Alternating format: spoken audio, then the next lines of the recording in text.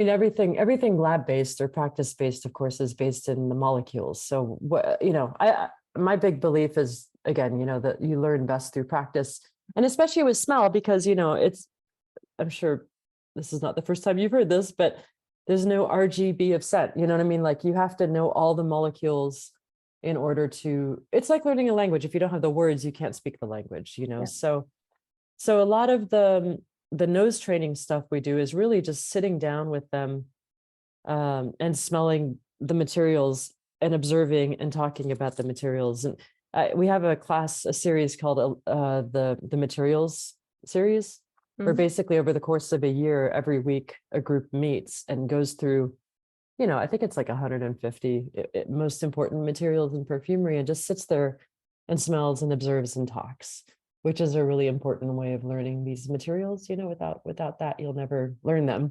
So there's a lot of that.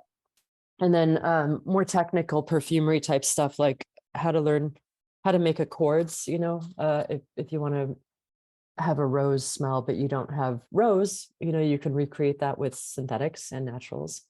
So sort of walking them through that process a lot, or industrial accords like gasoline or whatever. We do, our accord series is quite extensive.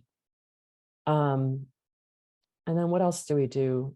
Well, the in-person, our longest running program is something called Open Sessions, which is basically an open access first step for learning. So you drop in and you smell. We have all these, I'm not at work, but we have all these materials, like this whole wall of materials, and you can just go through and get into the materials.